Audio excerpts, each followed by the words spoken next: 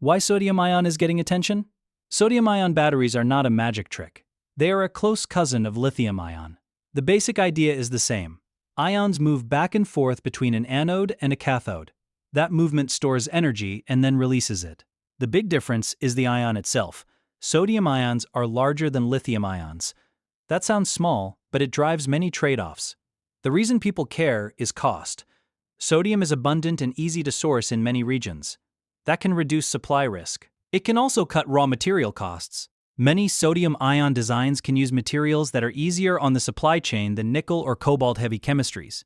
Safety is another selling point.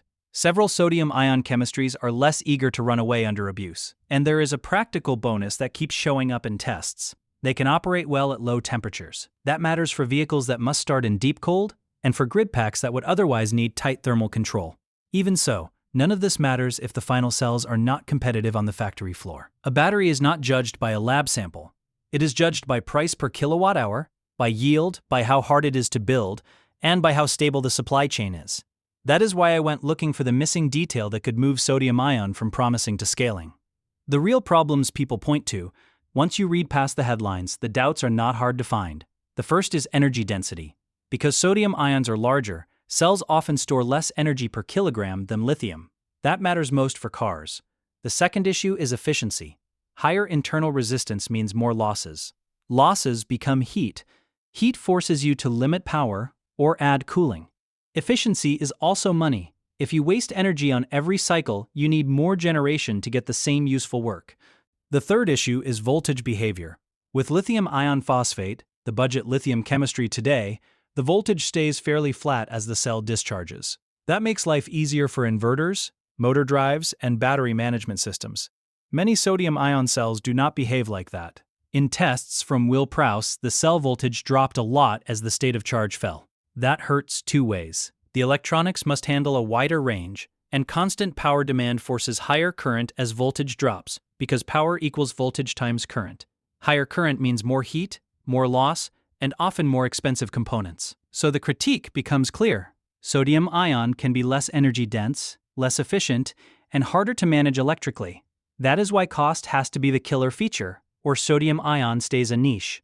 Why cheap materials still do not mean cheap cells? This is the part that confuses most people. If sodium is cheap, why were sodium ion cells not already cheaper than lithium iron phosphate? A big reason is manufacturing. Raw materials are only one slice of cost. Factories, solvents, drying, yield loss, safety controls, and quality testing can dominate. If your process is messy or fragile, the scrap rate eats your savings. I found a study from Stanford that laid this out in a sobering way. Jordan Guay from the Limiting Factor channel also used it in a strong analysis. The paper showed that even with cheaper feedstocks, sodium-ion cell costs were still on average higher than lithium iron phosphate at the time of the study. It also suggested that cost parity might take longer than many forecasts claim. That sounded like a cold shower, but it also made the search more focused. If the chemistry is cheap but the cells are not, the lever is the process. Something in the cell design must unlock a simpler, cheaper manufacturing route. That is where the cathode matters. The cathode is not just an energy store. It shapes voltage, efficiency, and power. It also dictates what binders and solvents you must use, how sensitive the powder is to air or moisture, and how much work it takes to make a clean electrode. So instead of asking, is sodium cheaper than lithium, the better question became, can sodium ion be built with the same kind of low-cost, high-yield process that lithium iron phosphate already enjoys? Now, first, like always, be sure to hit the like button down below. It helps us out tremendously with the reach of this video. Thank you. Cattle's first path and the Prussian white trade-off. Cattle did not start from nowhere. Their early sodium-ion packs leaned on a cathode family often called Prussian white. One reason is the discharge curve. Prussian white can give a flatter voltage profile than many layered oxide designs, so the electronics problem is smaller. Another reason is manufacturing fit. Prussian white electrodes can be made with water-based slurry processes that look a lot like the ones used for lithium iron phosphate. That matters because Cattle already has massive lithium iron phosphate production lines. Prussian white also reached a respectable energy density around 160 watt-hours per kilogram in announcements and reports. For stationary storage, that is often fine, but there is a ceiling. If sodium ion is going to scale fast, it needs access to the electric vehicle market because EVs drive most battery volume. If sodium-ion cannot win a place in vehicles, it struggles to hit the same learning curve that lithium enjoyed. From that angle, Prussian white looks like a bridge.